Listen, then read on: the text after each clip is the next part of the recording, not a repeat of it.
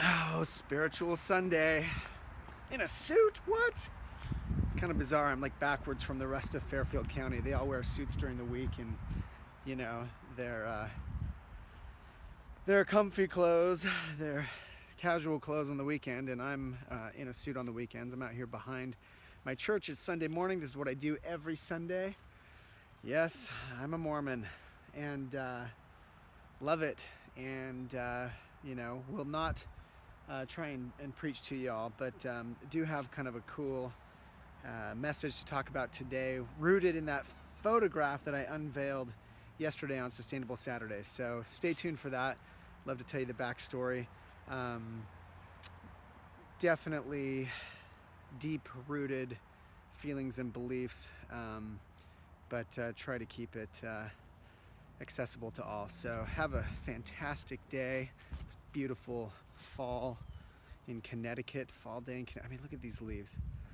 I mean, Connecticut is like probably the most beautiful place on the map as far as I'm concerned, and didn't grow up here, but proud to live here. It's really fun. See how quickly 3 hours goes by? You'll notice that a Mormon church, actually Church of Jesus Christ of Latter-day Saints is the proper name. Mormon's a nickname. But our churches are really plain. They're very simple, they're very nice, but very simple.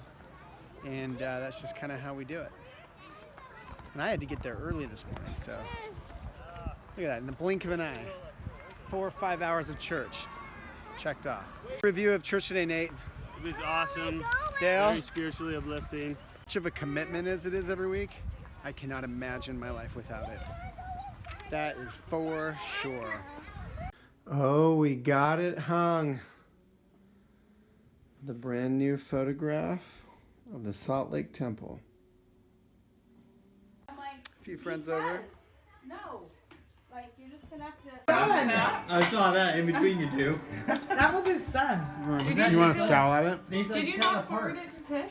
Watch this. No, Tip, I should have sent it to you.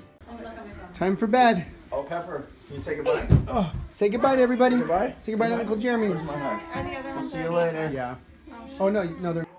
I got a sack of potatoes here. These little toothbrushers, brushing away. Who's the best brusher?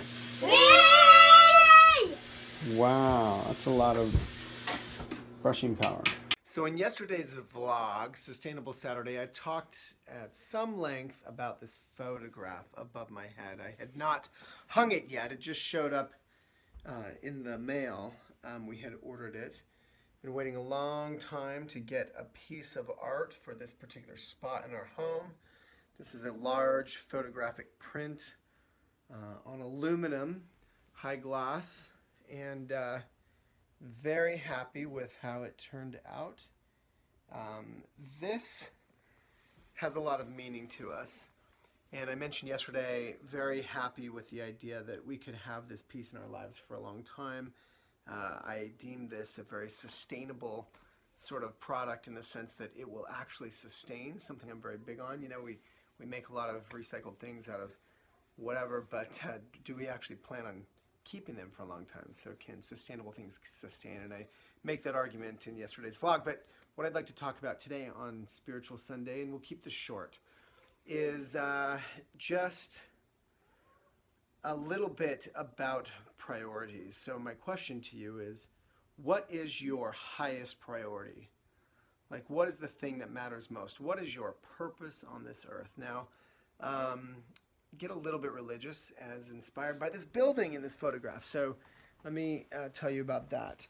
This is the Salt Lake Temple. This is where Tiffany and I were married, and it means a lot to us. So again, this photograph has great significance and therefore has a lot of potential for a lot of staying power, but also it has great significance in reminding us about something very special to us, and not just the day of our wedding, which was of course amazing, but more importantly, our relationship. So in our religion, Mormonism, the Church of Jesus Christ of Latter-day Saints, we absolutely believe that marriage is performed inside of a temple, not a church house, where I was this morning, where we go every week, every Sunday.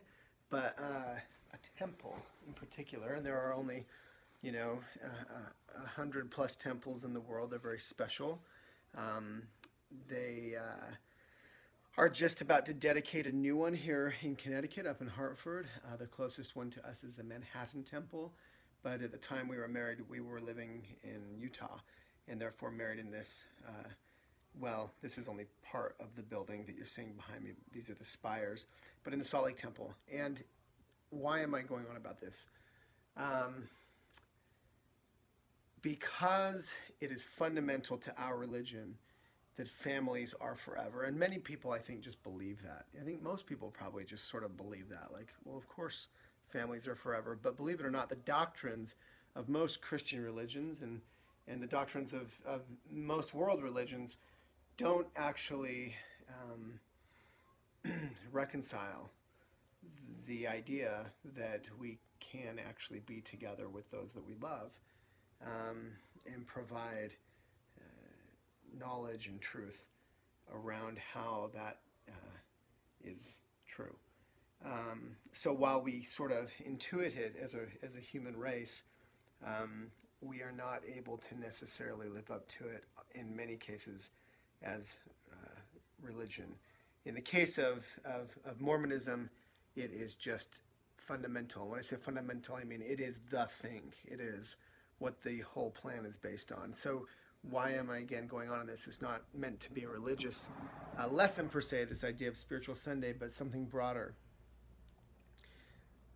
Let me read you something from my phone, and that may make sense. So every day I review some very key beliefs that I have, key goals, my New Year's resolutions, so to speak, and it goes further than that, but there are a number of things that I review every day, and one of those things is my purpose. So let me read you what I have chosen to write as my purpose. Very much like you would write a purpose statement for a company, a little bit like a mission statement, but something more meaningful. Why does this company even exist? And we've done this for LOVESAC. I've done this for a number of companies I consult with, but I've done that. I've basically taken the same exercises that I would apply to a company. Give me your hedgehog concept, your what. Definition, as Lencioni says, what is your purpose, and what are your goals and objectives, etc. And I've done that for myself. So I'm going to read you my purpose. To develop myself that I might achieve a successful marriage, uplift others, and become financially independent. Now that is not a religious statement. That is not a purely temporal one, purely about, I'm going to become CEO and then I'm going to grow a company past $100 million or whatever it might be by the age of, 40, something, whatever. This is my purpose as I see it, what I'm trying to achieve while here on the earth. From a purely religious standpoint, I have, I guess, a little bit higher purpose even than that, and I'm not going to go into that at this moment. But again, in the classic approach of writing a purpose statement for this organization, that is Shawn Nelson, it's to develop myself that I might achieve a successful marriage, uplift others, and become financially independent. Let's break that down. To develop myself. So beginning with, I can't do those other three things unless I am actually well developed, unless I'm an amazing, person that has skills and abilities and self-control and principles and discipline and everything that comes along with that. And we talk about that on Motivational Monday. We'll do that tomorrow, in fact, a little bit. Go back into this list tomorrow, and I've got an interesting thing to talk about. But let's focus on the second one, that I might achieve a successful marriage. I list that first. Uplift others and become financially independent. My top priority in this existence is to achieve a successful marriage. Now, sounds pretty straightforward. Who wouldn't want that? It's an interesting nuance because there are plenty of talk show discussions. I've seen conversations, I've had conversations I've had mentors themselves with a slightly different focus, and I want to call attention to this nuance. I think it's important on Spiritual Sunday, as I see it. I postulate that the world would have one believe that one's children are absolutely the end-all be-all pinnacle of our existence. So and also the greatest source of joy and everything else. And I think this is an interesting it may not seem drastic, but I think it's significant point of differentiation with not the Mormon Church and everybody else, but for certain the Mormon Church and a lot of popular culture or what people believe, as well as some religions as well. I think that we absolutely value the relationship between a man and his wife, a couple at the highest level. And it's not because, of course, my children are important. It's because, if we get that right, the likelihood that our children will fall into place and come out fantastic is so much higher. And look, whether you're gay, straight, married, single, the point is, I would just like you to ask the question: what is your highest priority? Do you know? I've shared with you mine, and it doesn't mean that it's right for you. My highest priority is Tiffany. My highest priority is our relationship. I believe if I don't screw that up, if I do the things to get that right, that even my relationship with my children will be that much better, and that what they will witness, the example that we will set day to day, the love that will be fostered inside the walls of this home, will very likely result in a desired outcome with these kids. And so it's not that my kids, I don't think of them as my second priority. It's that I absolutely believe that my relationship with my wife is my first priority. And I've built my purpose, which I review every day, and my various mechanisms in my own life, including, of course, the practice of my religion, to help me achieve that end. And LOVESAC and making money and being an entrepreneur, it's all very second, third, fourth place to that.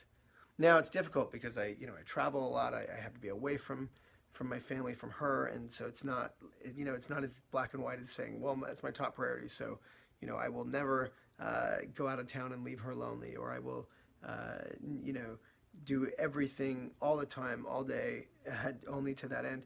That's not possible. You can't live a life. You can't support a family like that. But when push comes to shove and decisions must be made, I do my best to always come back to my highest priority. Now, where does that come from? Well, in the Mormon religion, we believe that families are forever. I mentioned that. Now, it's an interesting nuance, right? Because we in particular believe that in the temple, we are sealed to be together forever through God's priesthood authority. Why is that important? What's interesting is if you think about Lucky, my oldest daughter, she'll get married to some guy, probably like me or maybe worse or hopefully better. But either way, some guy that I don't even know, I can't account for. And she hopefully will have the opportunity to be sealed in a temple and be married for time and eternity. But that will be to him. And so what is the deal there? We're sealed together as a family forever, but my wife will first and foremost be sealed to this stranger, this person who's not a member of my family, our family now. And so what does that leave me with? That leaves me with Tiffany. And so, I think it's in these little nuances that my chosen religion differs from so many other doctrines. And it's important, it's not to say that kids aren't important. You can't look at a Mormon family with all our kids and tell us that kids are not important. But to prioritize even the relationship of the couple even above your own flesh and blood children, is a very interesting nuance when you look at the way that so many other people think about it. Now, I'm not saying that it's right for you. I'm saying that is absolutely what I believe and even know to be true. And I'm very grateful for the belief system that I have. I'm very grateful to have one. I'm very grateful for the principle of having principles. And while I am far from being an angel, I am doing my best to live up to the promises and covenants that I made inside of that building to my beautiful wife, who I adore, and I'm very grateful for everything she gives to me. So that's my message for this Spiritual Sunday. Not so much that you need to understand my priorities, but more ask yourself, do you know what your highest priority is and why? And are you living in a way that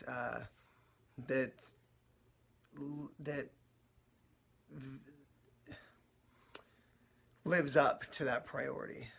And maybe even more tactically speaking, because this is a vlog about tactics and self-improvement, do you have a tactic? Do you have a system? Do you have the mechanisms to keep yourself on the right track, focused on the priorities that you should and that you've set for yourselves, whatever those are? So thank you for tolerating my delving into areas that are sensitive and that are personal. I hope that you understand where I'm coming from.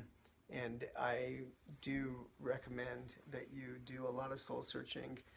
Find your purpose, articulate it, write it down, live to it, construct goals and objectives and other, we'll talk about this tomorrow on Motivational Monday, or Monday Motivation, to talk about some of the things that we can do to keep ourselves motivated. I love you. I'm grateful for the time that you've invested in watching this. If you're watching, I'm really humbled by that. And I hope that, there's something of value. I know when we talk religion and whatnot, it can be divisive or controversial. But look, I just like to lay it all out there. Please subscribe. Please be a part of the Get Off the Couch movement. Get off the couch and take the time to go make the plans to keep yourself on that successful track. Get off the couch and go make things happen. Share this with a friend, because that's what this vlog is all about.